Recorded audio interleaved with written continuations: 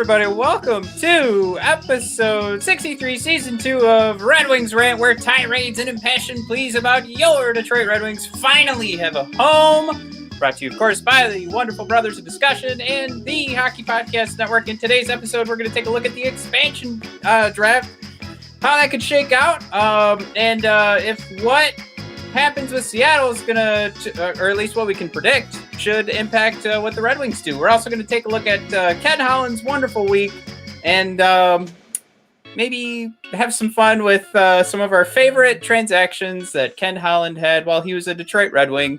And we've got our top 5 worst transactions after the 2008 Stanley Cup Championship. Of course, it just kind of felt like it went downhill from there.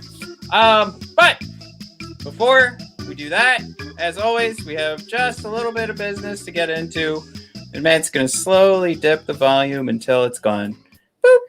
All right. Well, you've heard us talk about DraftKings, the leader in daily fantasy sports, and how payday can come every day. Ooh, just like if you work at Taco Bell, turns out, because you can get paid every day when you work there. Anyway, this is not a Taco Bell plug, though it should be. Under the DraftKings contest with huge cash prizes up for grabs. Making a lineup on DraftKings has excitement every night. And who wouldn't want more excitement? I would put some pretty good money on Giannis dominating again at home tonight for the Bucks. Well, actually, we're in the future. So hopefully last night you put some money on Giannis dominating the Bucks and are celebrating with a big pot of gold this morning. Anyway, draft your lineup, feel the sweat like never before. Every moment means more with the DraftKings lineup on the line. DraftKings has paid out over $7 billion to users across all sports. DraftKings is the leader in daily fantasy sports, so there's no better place to get in on all the action. Now that you know how to play, download the DraftKings app and sign up using promo code THPN. New users will get a free entry with their first deposit. That's code THPN to get a free entry with your first deposit. Only at DraftKings. Minimum $5 deposit required. Eligibility restrictions apply. See DraftKings.com for details. Woo! All right, so we mixed it up a little bit today. I just realized we did a daily fantasy sports, which is, that's all we have. That's all we had to pick from, thanks to DraftKings and our boys at the Hockey Podcast Network. So there you go. You got more to do than just throwing your money at winning bets on DraftKings. You can also throw your money at winning draft strategies. There you go. All right. Wait, we got some strategies here. I know we want to talk about the Seattle Kraken with their expansion draft coming up. Yeah. I know you wanted to talk about some of the not great moments in Ken Holland's Detroit Red Wing career. But we also wanted to touch on a little bit of news, Matt, which was a real bummer. Was it 2012 when the Red Wings thought they're going to get Suter and Parise? And then they went to a different Great Lake. I just took a look at everybody that was a free agent and that got signed. And the official listing on this website said, $7.68 million, I think, between the two guys. So you're upwards of $15 million for 13 years, according to this website. I probably should have checked Cap Friendly. Nobody sniffed that number. So it's not like there, at first I was going to rag on Ken Holland and be like, man, if he didn't spend all that time, you put all your eggs in one basket and then some other guys are going to slip through the cracks. No, it's just, that was it. That was the long and short of it on that free agency. I mean, somebody could probably make an argument for anybody else on that list. I'm sure it would have been fun for the Red Wings to have Jágr was one of his free agency seasons. And that would have been fun. But that didn't compare to what was going on with Suter and Parise at the time. But it is pretty wild to not make this a pun. Yeah. All right, pun intended. It was. Well, I feel like we had to bring it up on this show because this is the Red Wings show. And I remember, the whole city just, had this just drop that, all our heads just, dropped in disappointment because it was a symbolic event that the Red Wings were no longer the destination to be for free agents. And we thought we were going to get one of these guys. We probably thought we were going to get both of them, or at least one of them. And then both of them, evaded and avoided the Red Wings. We had that symbolic gesture when they didn't choose Detroit. But, was it that awful of a miss? Because, Minnesota never got past the second round with both of those guys, as productive as they were. Obviously, it's not entirely their fault, but it didn't really move the needle into championships. So it's not like, in hindsight, it wasn't the worst thing that we didn't get those guys. Right. We've already been hurt, too, by a couple of lengthy contracts, so that those would have just been two more. And, the situation the Minnesota Wild are in now, it's ugly. They're going to get, some cap relief, but they're going to be feeling this. We're going to be 40 by the time it's done. Jesus Christ. Oh, man, that was hard to look at. We had some of our other buddies on the Hockey Podcast Network on the there's an internal discussion board for everybody that has a show. Yeah. And some of the kids on there were like, oh my God, I'm going to be 28 when this is done. I'm like, I'm going to be fucking 40. Shut the fuck up. I know, I'm going to be 30% dead. Hopefully I live to be 120. Well, I kind of wanted to do just one extra, dive, because I also wondered why, the timing, how that worked out. Why release them now? I thought that in some way that they could, reach out to Seattle, see if they wanted to pick up one of those guys, maybe get a draft pick too. But it looks like if they had done that, and Seattle laughed in their faces, because that's a lot of money to invest in your cap situation for guys who are not as productive as they were in their prime. It also meant that Minnesota would not be able to protect two other guys that they would want to protect who are still productive in this day. So it was a strategic move to make sure they could, protect the Matt Dumbas of the world. So, yeah. Well, I thought there's an interesting little tidbit too, is so Suter gets called by Guerin, and he misses the call. So Guerin leaves a voicemail. I'm hoping it said, call me back. And it didn't say, hey, you're bought out. Bye. Then he calls Parise. Parise answers, gets the news. He's like, you know what? I kind of felt like this was coming. Then he talks to Suter. Suter's like, man, you know what? It's fine. You're going to have a lot of opportunity now. Just know, you've always been Parise, man. We're best buds, family forever. Yeah. The story goes, then Guerin does get a hold of Suter, and he hangs up. He hangs up on Guerin. It's like, man, fuck you. So it was so funny how he and this is Suter telling the story, and I don't think he realized a guy like me was going to read the transcript and have such fun with the fact that Suter, in his own retelling of the story, was like, Parise, man, you know what? This happens to everyone. You'll come back, man. You'll be fine. And then 2 minutes later, he gets the call, and he's like, man, fuck this. Boom. My life's over. Clearly his life's not over with all that money, but the way that Parise probably handled it with grace, and then the way Suter just told him, it's fine, man, don't worry, it's business. And then his reaction, I mean, that's elite level reacting after telling your buddy it's fine. I had one, I don't know if we still do these line change questions for you, Matt. Yeah. Parise and Suter. I'm going to give you three teams. I want you to rank them most likely to least likely where they're going to go. Okay. Matt, one of the options, of course, being the Red Wing podcast. They both come to Detroit. We get a do-over from 2012. We know Yzerman loves, reclamation projects. I Get him brought cheap. Bobby Ryan out of the gutter, and I revived him, brought him back. So there's that. What a narrative that would be if they could be here for the ascension of the Red Wings. Right. There you go, Detroit. Matt, one that's very likely, and it's been floating around the rumor highways, is they go back to Jersey and Nashville, respectively, to live out their days, kind of Thanos style, just kind of growing oddly shaped fruit and putting their fingers through the long grass. Well, I don't know if there's long grass in Jersey, but, some sort of beach, some sort of Jersey beach. An option, Matt, the third option here, Matt, it's the retirement home where seemingly every old player goes to lose in the first round. It's the Toronto Maple Leafs. They love guys like this at this age. Matt, give me your most likely to least likely. Can I throw in another one? Because I agree with North Moto. There's a chance that at least Suter is headed over to.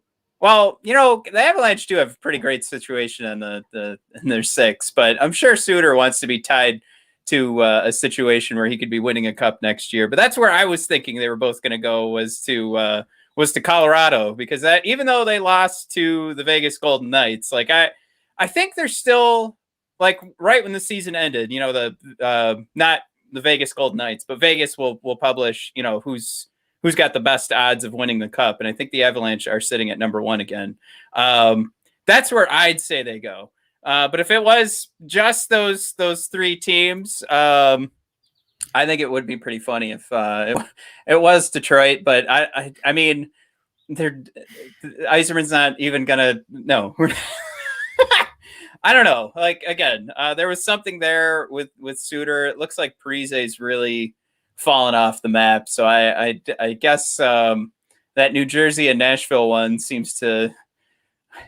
It's just none of them really make sense unless it's these guys just going, I'm going to go find a spot where maybe I can be that guy in the room who's got the experience. I feel like Nashville's headed pretty far down. New Jersey doesn't really look like there's an end in sight. Well, I don't know. It's tough. I don't hate the Avalanche idea, but as much as it feels like teams feel pressured to make a move, like, oh man, we got a free agency start, we got to make some moves. Feels like the players don't have any patience either. And I know Colorado, has some huge contracts that they're going to be negotiating in the first week. Hopefully they get them, done as soon as possible. But they have some. Matt, you get to laugh at my hockey dyslexia here for Landeskog. Yeah. How'd I do on that one? Yeah, you're good. All right, I'm going to butcher this one, though. You ready?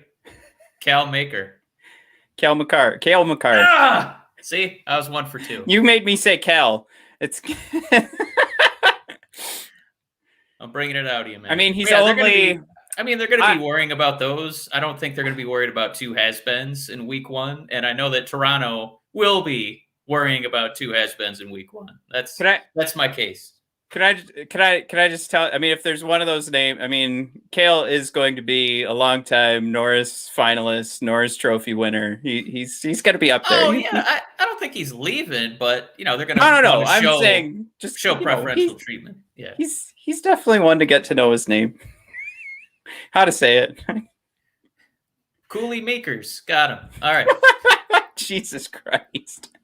All right. Mike, the other news this week, it's definitely gonna be fun for Red Wings fans because we know, I don't know, the brain waves of a Ken Holland don't really seem to match up with. Should we just call it like the salary cap era? Because even though we won in 2008, there weren't. I mean, it's because we had already had a foundation built, and most of that foundation was Nicklas Lidstrom. So I'm fine saying post-salary cap, Ken Holland has had a lot of trouble figuring out how to make this work. A lot of props for like a Brad Stewart trade, but I think his mindset for what he tries to do and bringing guys in just continued this week.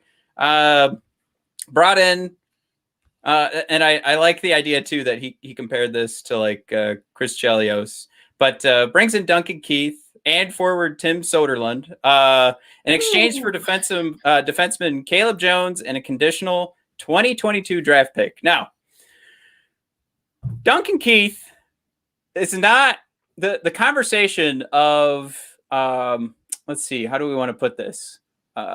It does he compare to like Chris Chelios? Mike, we've done our shows where we've talked about how Chris Chelios was a Norris Trophy finalist in 2002. So that would be 3 years after we trade for him.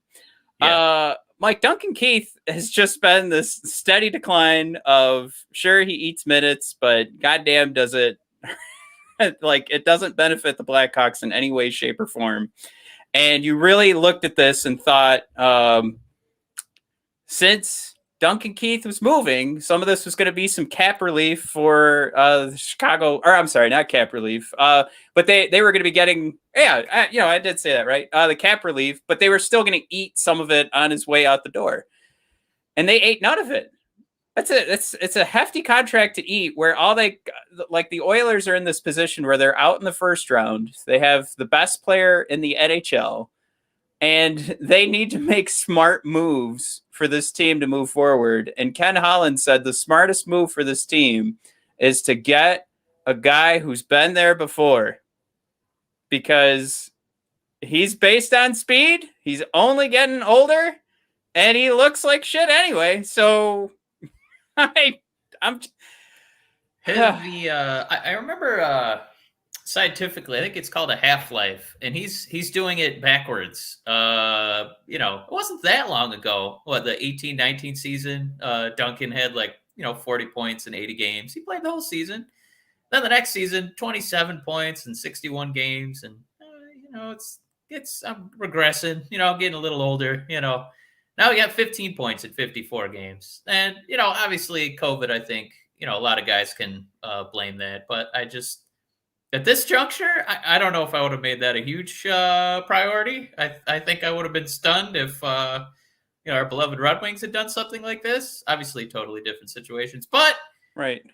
I mean, mixing it in, too, with, the expansion draft complications, let's say you were going to do this. You could have talked to the Blackhawks and just been like, hey, I'm doing you guys a solid. Let's wait until after the expansion draft. We've got our plans all set. I'm sure that part of the expansion draft plans were not, we need to figure a way to get Duncan Keith into this mess. But yeah, I mean, we're getting some chatter.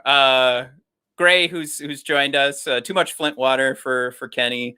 North Moto, he wants me to be careful what I say about broken old Duncan, and Gray's coming back. He's old and broken, won't be suiting up. Could have used the cap space somewhere else. I mean, I absolutely agree. You could have just waited for free agency to start and probably signed. I mean, think about what Yzerman's able to do by bringing in a guy like John Merrill for, down at the basement of what, the minimum salary would be for a defenseman. You bring, because you're looking at Duncan Keith, and he's going to give you a bottom pairing performance. So we just find a guy that's bottom pairing, pay him $4 million less. You got another $4 million, do something else. But even with this, Mike, I mean, the Blackhawks did this, and they're strategizing. They brought in Caleb Jones, who is Seth Jones' brother, who's likely to be moved around, if not just going to be signed. So now you've got some incentive there. But Caleb is also someone that the Blackhawks can put up on the expansion draft list. There's a lot going on with this, that the Blackhawks look like they were playing 3D chess. And Ken Holland was like, oh, my God, a guy that won the cup. Bring him over here. Who's probably most angry about this trade has to be the GM of the Minnesota Wild, because he's probably thinking, oh, man, I should have called Ken Holland. He'll take anything. So what came to mind, Mike? A cap dump. They got a draft pick out of that, man. If you size that trade up, who says no? You would think Edmonton says, fuck no, we're not taking an old has-been defenseman. And, Chicago would throw in picks to get rid of him at this point. But, man, just a really puzzling move by former Red Wing GM Ken Holland.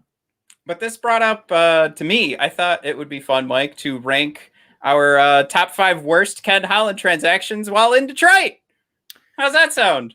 Woo-wee! Man, can't wait to revisit these, let me tell you. Yeah, I'm really happy with my number 1 pick because I really think it did a lot for like what happened after 2009. So we go down in Game 7 of the Cup Finals. I gave too much away. All right. Mike, we'll start with an honorable mention here. I want to say a dishonorable mention because I'm bummed that this didn't work out because I can't tell you how fun it was to say this guy's name in the NHL video game with Jim Houston on the call. David Legwand. Everybody's putting in their guesses. Everybody's putting in their guesses already. I love it. Honorable mention though, right? David Legwand for Patrick Eaves, Cal Yarncroc, in a 2014 second round pick. This was that first move where, as Red Wings fans, maybe not the first move, but one of the moves where we were kind of like, oh, now we're just doing anything. Now it's just, oh, there's a trade available. Well, I got to look like I'm doing something, which is kind of what this Duncan Keith trade looks like at this point. But that brings us into the top 5. Number 5 for me. And I do want to add a little bit of this why it's number 5 and not, a little bit higher on the list. But it's Stephen Weiss. 5 years, $24.5 million, is 7% of the cap. Mike, this hurt. And this was like another one of those moves that was just kind of like, well, fuck, it's free agency. We got to do something. The Stephen Weiss one gets number 5, though, is because I thought I'd do a teensy bit of research. He is in the top 10 list for, like UFAs that season. So it is one of those things where it's kind of like, all right, who else were we going to get? But that's just it. Like, you don't have to spend that money. And Ken Holland just became that guy who like that idea of sometimes you win free agency by not spending money because you always have to overspend for unrestricted free agents. And this was that start. This was an overspend on a guy that even though he's top 10 UFA, you don't have to always sign someone. You could let it go. And boom, did not work out. All right. Yeah. The deal started when he was 30. So they didn't even get like the peak years, when you're an NHL player, God bless, basically any sport, when you're in your 27, 28, 29 years. Instead, it started at age 30. He's basically injured right out of the gate. So injuries definitely played a factor, but he never really got off the schneid, and he never really got off the, the block there. He never got going. And I think his confidence just really plummeted. Because Detroit fans would boo him. Again, he was another kind of symbolic move where, we used to think that we could just sign the best free agent, on the market. And we signed Steven and, didn't really pan out into victories. His career, didn't pan out into points being scored. It was really a train wreck. And then number 4 is Justin Abdelkader, Mike. I have this one, again, not super, it's 5, but he's at number 4 and not any higher because it's Justin Abdelkader. I guess we can at least like kind of look at it as like, all right, he was our boy, but again, way overpaid here. 7 years, 29 million, 750,000. It's 5.95% of the cap. It's just, again, another one where this wasn't a obviously it's not a free agent issue where we're going, well, we have to pick somebody up. This felt like an overvalue where normally you get like the hometown discount, and none of that looked like it was in consideration. And I feel like this is one of those things too where they did some sort of math based on how many pucks would bounce off Justin Abdelkader and go off of come from Datsuk or Zetterberg's stick. And they just kind of said, well, this is what you would pay a guy who plays with Datsuk and Zetterberg and playing on the wing. And instead of trying to lowball or do any sort of thing, when this first happened, my experience of reading about this in the newspaper was like, this just looks like Abdelkader like couldn't wait to sign. there's no way that he was worth this. Even I shouldn't say even back then, but just based on that production at the time, it made no sense. Clearly, he was benefiting from the guys he played with, and to that end, I mean, this will go down in history as like one of the worst. I think internal signings for a guy that should be giving you a hometown discount. Yeah, I don't know who we were bidding against. He had a career high in points of 44 in the 2014-15. And this looks like a move. The Red Wings were in this this spell where they liked signing guys that they drafted to long-term deals, and almost exclusively because, well, we picked him, so we're stuck with them. And it's like, no, you can let him walk. But I know that it was, right around when we got, a lot of rotten news about Franzen, and that he wasn't going to be able to come back and, be the big enforcer that we thought he was going to be, for a long time. And he had the concussion issues and, a lot of, mental health issues, obviously, as we're learning here. But it looked like Abdelkader, they thought that he was going to be the next big enforcer just because he's, 6'2". So I can't blame him for signing that contract. I think we can blame Holland for offering it. Yeah, and I see in the comments the mention of Glendening, but I mean, even his cap hit now, it's very reasonable at the 1.8. It might look silly that, he keeps plugging along, and I think he's going to get another contract, but nothing hurt as much as this one. Now, Mike, number 3 on this list, 2012 first-round pick for Mr. Kyle Quincey, of course. Talked about quite a bit over the last couple of weeks. That first-round pick, well, we don't know if Ken would have actually pulled the trigger on this. That first-round pick turns into Andrei Vasilevsky. Clearly one of the best goaltenders in the league. And I think that's why this needs to be higher than Abdelkader and Stephen Weiss is because of everything else that met with that draft pick. But overvalue way too much for a Kyle Quincey. I have no idea how that value was assessed. I don't know why we thought Kyle Quincey was, again, who are we bidding against? That was also going to throw in a first-round pick. And isn't it okay to lose? Lose the Kyle Quincey bid. We'll be fine. Give it a go with what you got in the system, because you're not going to upgrade. You're not upgrading to a top 2 defenseman when you bring over Kyle.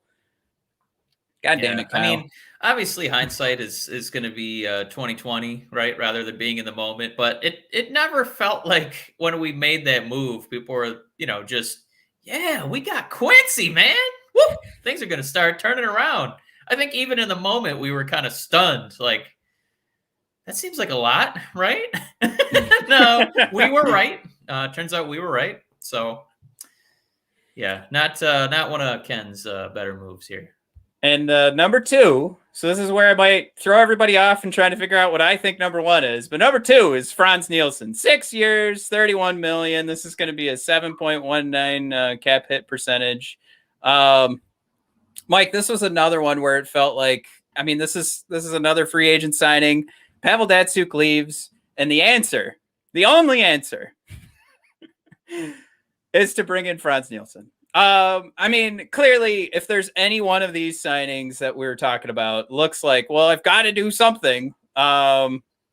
It's this one, because this was one that the reason this hurts so much is because this, Mike, as you mentioned before, that we discussed the Parise and Suter signing and how, oh, look, Detroit is not a destination anymore.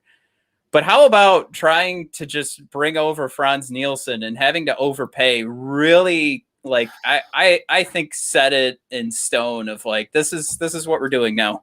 We're doing as much as we can to sneak into the playoffs, and we're overpaying low, mid-range talent just to try and sneak in. And I think that spoke volumes to the rest of the league. I think that spoke volumes. It definitely defined us as where we were going to be sitting in the standings. It defined us like what Ken Holland was willing to do to bring in that level of talent. And it was one of those things, too, to me that stuck out, along with a couple other signings where he didn't want to lose out. But the Frans Nielsen one, was really just that. All right, Ken, this is done.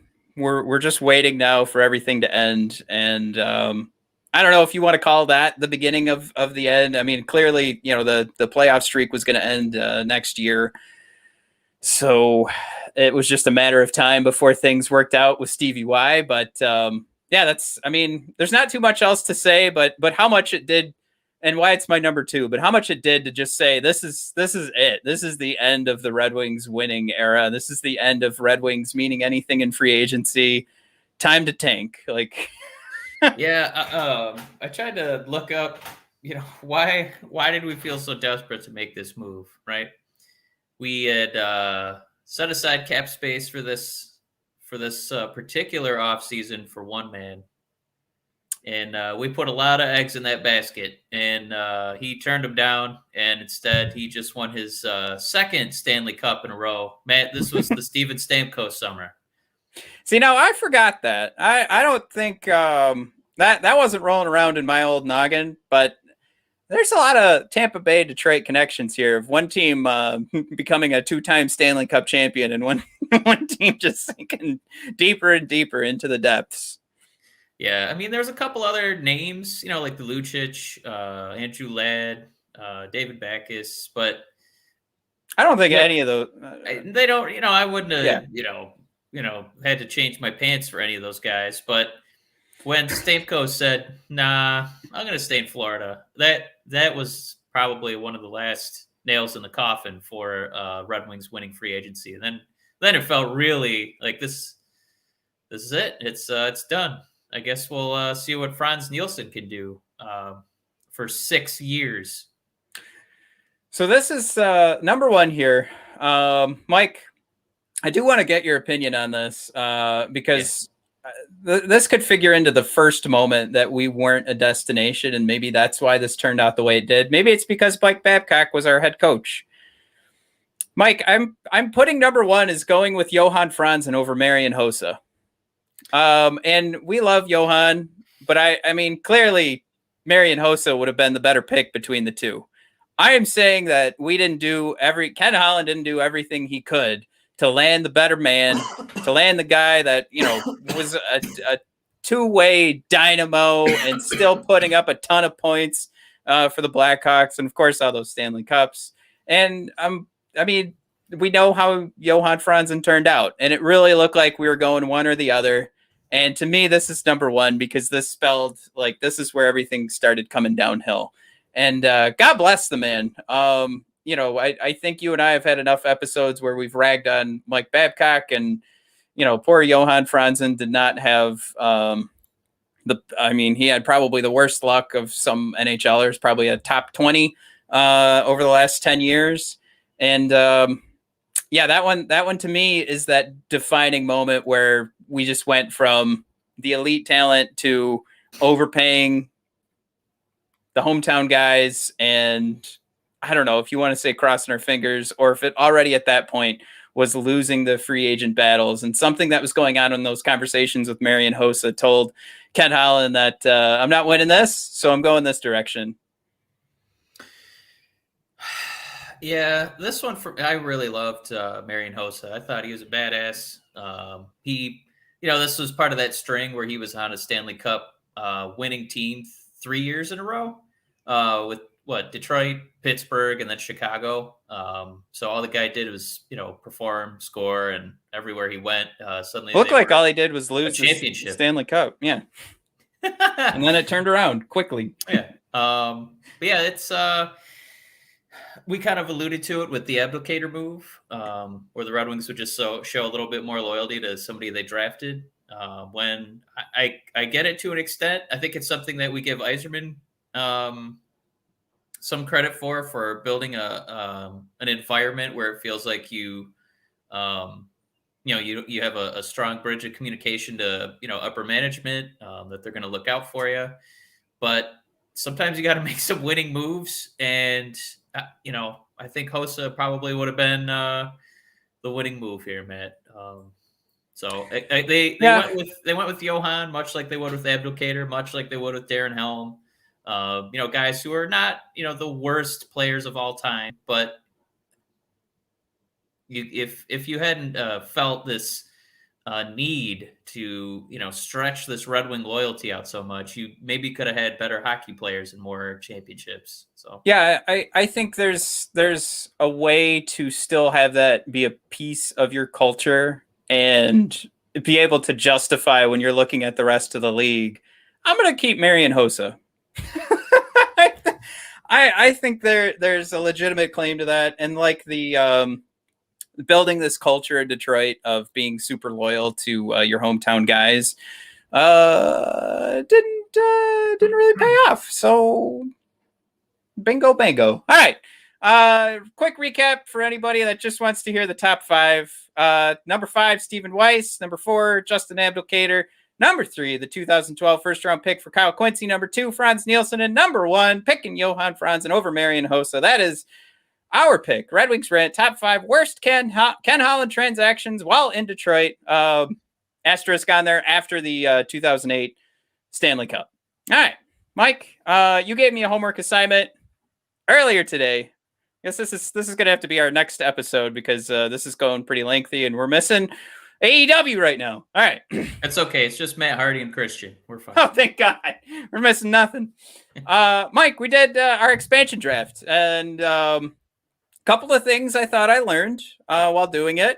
And I'll go over them in a minute, but we want to go over we actually did our own expansion teams, correct? Do you have one, Mike, or is that just me? Well, I thought it'd be overkill to go through the entire 30 picks being God made. Damn it.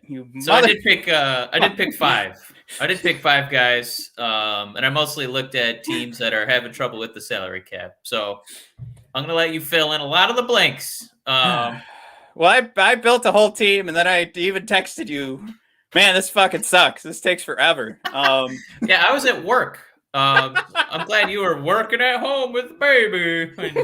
You barely had time to do 6 hours for a Seattle Kraken fantasy draft. But it sounds like your time was well spent, Matt. Yeah. So the thing of it is, like, a lot of these had to come from, like, I got so bored at one point. I did just start looking up other expansion drafts because that's a lot of research you got to do to, like, get to know everybody and figure out, where these contracts are going. But ultimately, I think the more important conversation that I figured out, and I'll post my team here in a second once I get this together. I think this is my team. Is that can you see that? It's so tiny on my screen. Yeah, there's my team. I had to pick a couple of guys to hit the cap. And then there were a couple instances where I think I was picking just to fill out, like, the defensemen and the goalies, because I went through and I found it really easy to just keep picking forwards.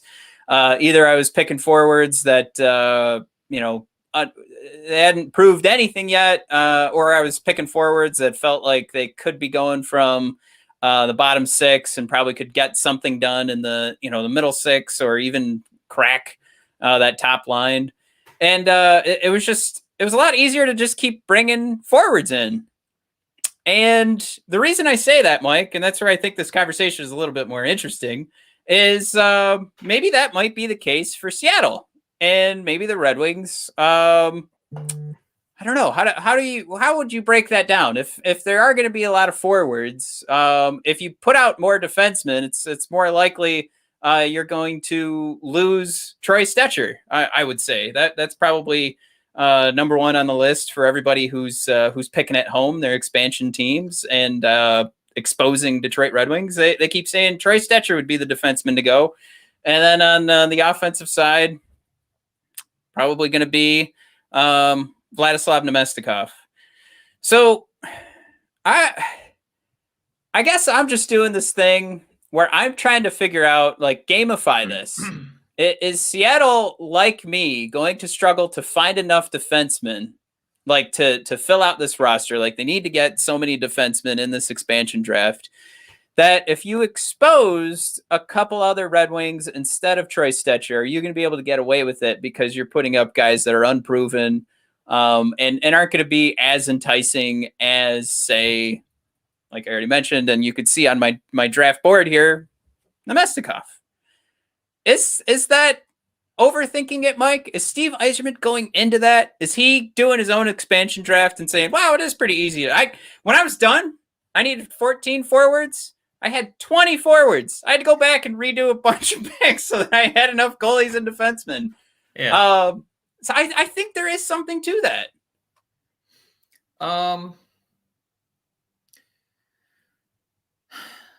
Basically, if we expose Troy, he's gone. And I'm a Stetcher fan. So I'm trying to find a way that doesn't have to happen. I think we in Detroit have seen enough of the eyeball test for Nemesnikov and Stetcher.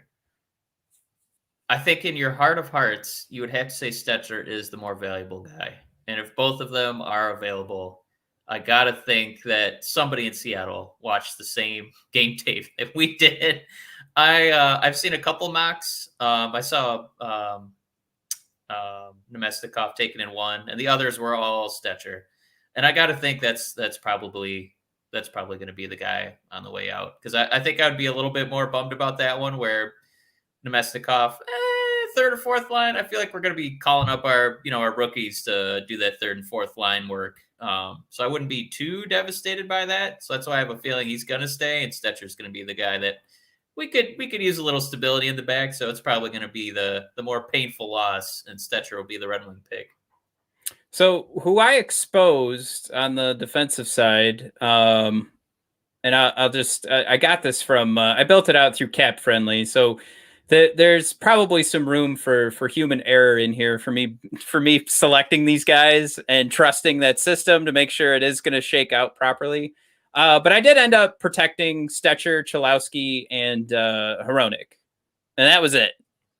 And everybody else is I mean, that you've got the unrestricted free agents. If they decide, they'll have some time on Sunday to sign any unrestricted free agent. That becomes their expansion pick. So, I mean, are they going to sign Mark Stahl? Probably not.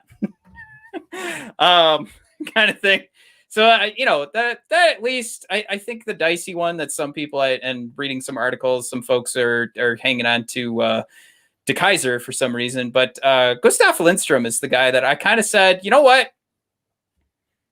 I just threw it out there. I'm going to say it. Have at him. I don't think, like I mentioned with Seattle and my own troubles with trying to fill out my own expansion draft with this and picking enough defensemen. And that could be my own, I could be Ken Hollanding this thing and overvaluing all those forwards, and there's probably some juicier defensemen. But like I said, if I can protect Stetcher, and I think what I've done is built this out where I'm protecting Stetcher, Cholowski, and Hronek, and I'm exposing the likes of Nemestikov. I played around with that idea of Giovanni Smith or Adam Ernie and Svechnikov, Evgeny Svechnikov. I said Nemestikov. Sorry, all those coughs are rattling in my head, confusing me. Oh, no, but I think those are the juicier picks. So I think if you expose those guys, and I am okay with losing them, I think that's the way to strategize this. And that's where my head's at right now. But I still am reading so many things where it's Stetcher is bye-bye. So it's got it, that tells me that whoever is in the ear, whoever is around the Red Wings, that Stetcher is going to be exposed. And I at this point think it just would be silly if he is going to be exposed if Seattle passes on him. Yeah, I don't think you're off base on your projection there. I think the only kind of weird wild card that I could honestly see happening, Matt, even as a first round pick, and it just feels like it's because they're prioritizing some new defensemen. Matt, I wouldn't be surprised if my boy Cholowski was put out there to get picked. I don't really mind that either. It doesn't feel like they have a ton of confidence in him, and it doesn't feel like they're seeing the development that they thought they were going to see. And obviously, he's only 22, 23, a lot of years ahead of him. But it does kind of feel like, we would have seen a little more ice time, at the major league level, at the main event level. It's, as we like to but say, right? yeah, as the wrestling show. But and I would be surprised. I think that's the way to do that, is to kind of roll the dice on it, because I know you're still playing this game of like, all right, then Stetcher's just going to leave the next offseason for free agency, and then we're just kind of like, well, shit. But I don't know. I think I want to roll that dice. I want to see if I can create a relationship with Troy and have him stick around and have him be a core piece, because I see a lot that I like in Troy. I mean, we talked all season about how he would drag Mark Stahl up and down the rink, and that is impressive. So any way you can keep a guy that's going to make Mark Stahl look legit again, you got to keep that guy around. I did want to ask too, since we're playing this game, I'm trying to gamify this whole system. Mike, when Peter Mrazek was exposed at the Vegas expansion draft, my jaw hit the floor. I could not believe it. And as we saw later that Mrazek was traded, and we were just kind of like, okay, all of this makes sense. But is there going to be something like that where I think if we were all filling out like our expansion drafts and we, right, like we're telling ourselves, these are the guys that are solid. We're not, you don't have to worry about them being exposed. And we had our things filled out the way they were. Is there going to be that type of Peter Mrazek move, or do you see anybody on this list that we might be looking at? And even though we can all say this is pretty for sure, like who's the name that would pop up on this that we're just gonna be like, holy crap? Let's hold our breath, cross our fingers. I really hope that Seattle does not pick him up. Steve is really running and gunning right now, so let's see what happens. I feel like I already kind of blew my wad on this question, because it felt like a lot of the projections had Cholowski as like a surefire. Well, he's protected, obviously, and they moved on. But I don't think it's that obvious. I think this team sees more value in 27-year-old Stetcher, and they know what they're going to get defensively, commitment-wise. This is a guy I feel like, if they just offered him a little bit more money when he turns 28, we know he's not lighting up the stat sheet. And that's a lot of how free agency works.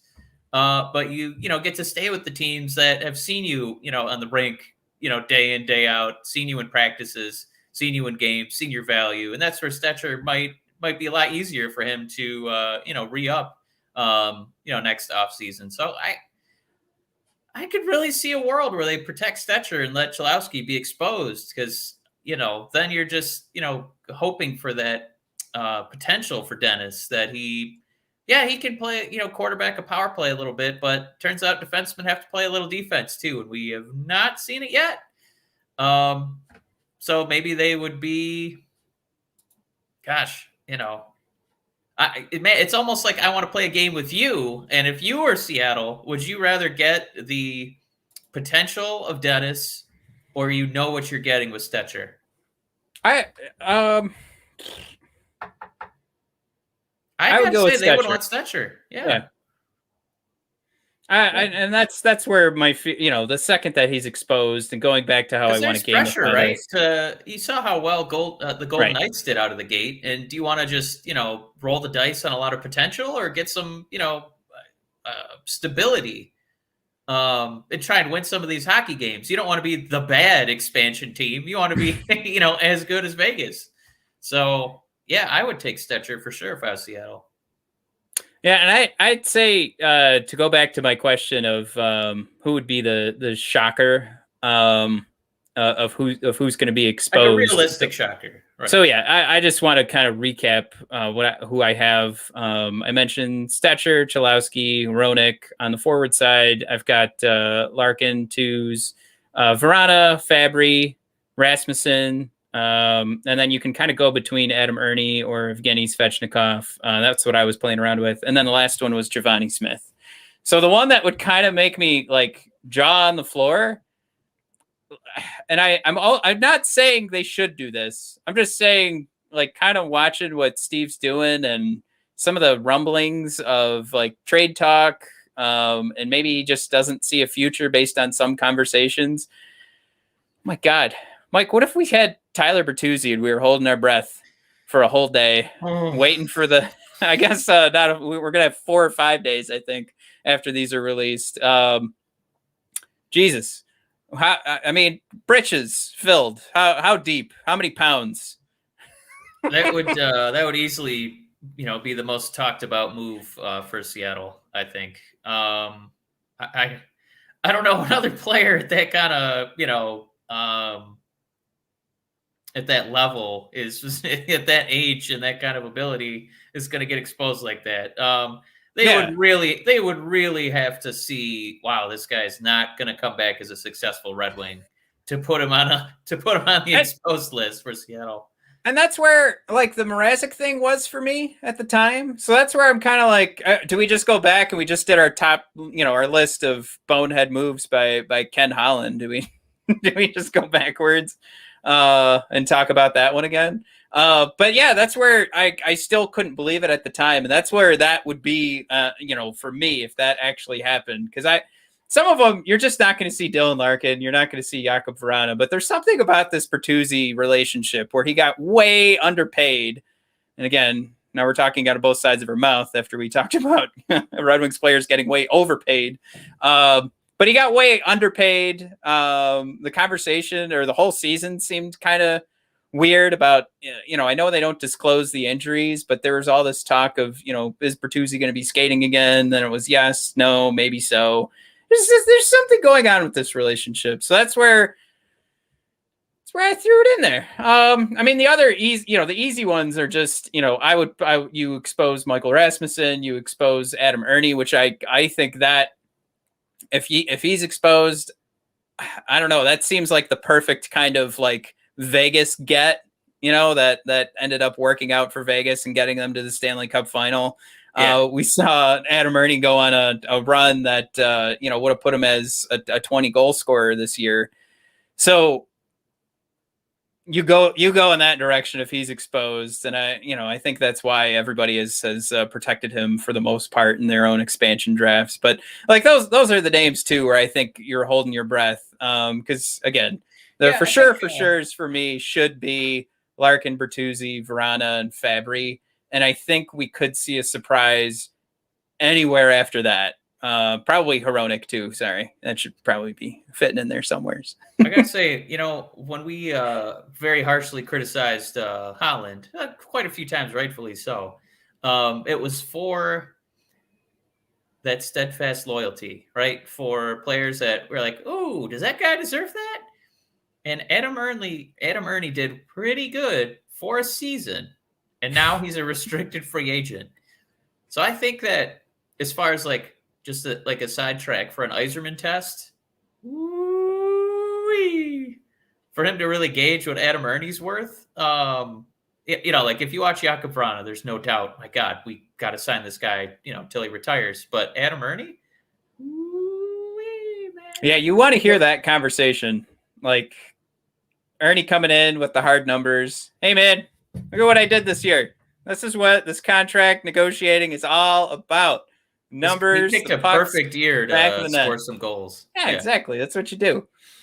That's going to be the most interesting one to me because I don't know. That's almost like an Yzerman. I triple dog dare you to take him. And Seattle's like, fuck, we could just get Stetcher. Oh, we know we're getting there. What if Ernie goes back to what he's used to?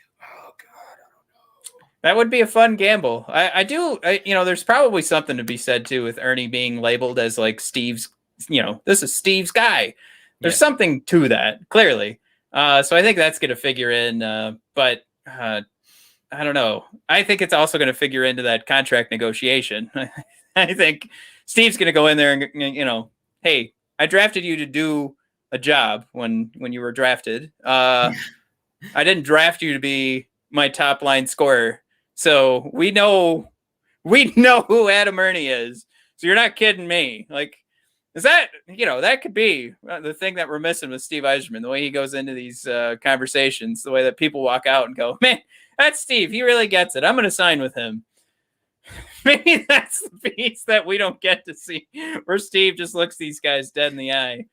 No, I'm not paying you that much. We know who you are. Look at all your teeth that are missing. You're clearly not going to be on my posters. So you're getting paid. You're getting paid $3.5 million. You're not even going to sniff 5. It's a shot at Tyler. Sorry. Beautiful. Sorry, Tyler. We love you, but I mean, all right. All right. Matt, so there's a draft talk. Yeah, there's 30 teams, right? So we did the Red Wings. That's one. Ready for the next one? All right. No. So I'm gonna say I looked at 5 teams here, and I kind of wanted to see what you thought. One of them being I think the most interesting team because it's gonna have some pretty interesting implications for what the Red Wings do, and that's the cap-strapped Tampa Bay Lightning. They have to get under the cap or hope that Kucherov has another convenient regular season injury so he can come back in the playoffs so they could be 3-time Stanley Cup champions. Matt, they have to expose somebody expensive. This has to be where Seattle gets to spend a little money. Matt, is it going to be Yanni or is it going to be Tyler? Oh, man. I did Cal Foot. You did Cal Foot? I think Tyler Johnson makes sense because I think he's from the West Coast. So that was what I was reading. So there might be this idea that they want to have face of the franchise for that area kind of thing. So I will 1,000% respect that decision by Seattle. I wouldn't be shocked. But yeah, I took Cal Foot. But that was me going. That was me doing probably to higher. What do I want to say here? Higher touted? Why does that not sound right? Usually you say highly touted. Highly touted. No, then Gustav Lindstrom is where I was coming from. So higher touted. Can I say that? Touted hiredly. Hiredly. Nailed it. I talk on a podcast. Yeah, that's where I went. So, to go back to the question though, I played around with Tyler, but that was me also putting in a bunch of forwards on my expansion draft. Like I told you, I ran out of space for goalies and defensemen. Well, on this show, we like guys who are taller than 5'9". So if you take Tyler or Yanni, you're going from 5'8" to 5'9". Matt, in his size fetish, went right for Foot, the 6'3" defenseman. And I mean, how many defensemen can Tampa Bay really protect? Maybe this is the guy that they let, be exposed. I think it would surprise me. If you had your choice of the 3, I would probably pick this, Foot too. I don't know if I want to, second or third line guy. Like Yanni or Tyler and Foot. I mean, I could everybody being a top 4 defenseman, right? Top 2, top 3. Yeah, I mean, I was going to say everybody talks about their hometown, their home team's trade to make sure that their guy doesn't get picked. Tampa already exposed Tyler to waivers and was ready to say goodbye to that contract. I wonder if they're going to throw down a draft pick to say, if Seattle's talking about doing something else, if they're going to say, look, build up your team. Here's 3rd or 4th rounder. Please take Tyler, take his contract. I'm sorry it's so big. You have a center. You have a guy who's from that area. People will love that. But Jesus, I need Kucherov in my regular season next year. And there you go. I think if Foot is exposed, there's no way that Seattle would pass him up. Does not go. Paying attention to the wrong. Right. He clicks on that for the wrong reason. Foot's exposed. Quentin Tarantino's there. Yeah, fucking Foot exposed. Love it. Yeah, gonna zoom in. So if all 3 of those guys are there, obviously you would take Foot. And is there a real likelihood of that happening, Matt? So they'd be what do you get? Is it 7-3-1? So they'd be keeping Hedman, McDonough, Sergachev? Yeah. So then they would have to expose Foot. That would probably be for the Red Wings, probably best case scenario, right? Because that would mean that we'd still be able to, fire and pillage from Tampa Bay, somebody else that they have to get rid of. They have to, and get a draft pick from them. That's probably best case scenario. Yeah, because even if they propose that trade I mentioned, Seattle still doesn't have to say yes. So is it also like Tampa Bay could say, pretty please, if you take Tyler instead of Foot, then we'll trade you a draft pick for free. So that would be what, probably worst case scenario for us, or they take Yanni and a draft pick is worst case scenario for the Red Wings. Because then we wouldn't be a part of the pillage.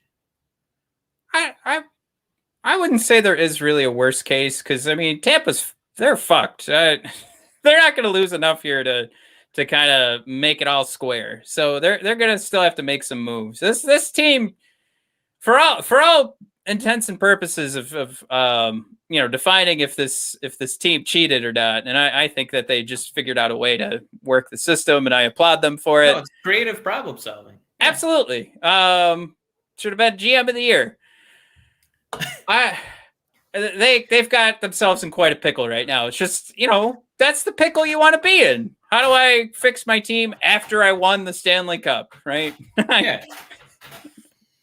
Yeah. So, I hope that Foot is exposed and the Red Wings can take advantage, get a pick, and somebody for their second or third line. I've said my piece about that. We are past an hour now. You said you had 4 more teams. Do you want to do one more? I guess we could do one more. Pittsburgh Penguins, Matt, are the other team kind of in trouble with the cap. And kind of the consensus is that the Penguins are going to expose somebody kind of expensive, not quite old, but old enough that they're like, is this guy really a core? Jason Zucker. Yep. Did you have the same guy on your board? I certainly did. All right. Well, we settled that. There you go. You got the 2 cap strap teams. And I guess I like bringing them up because is there also some sort of scenario where we would help the cap strap Penguins, but I can't imagine that they would be too eager to be trading with us anytime soon. Yeah, I like with Tampa, I could see a trade, but not. I can respect that thought.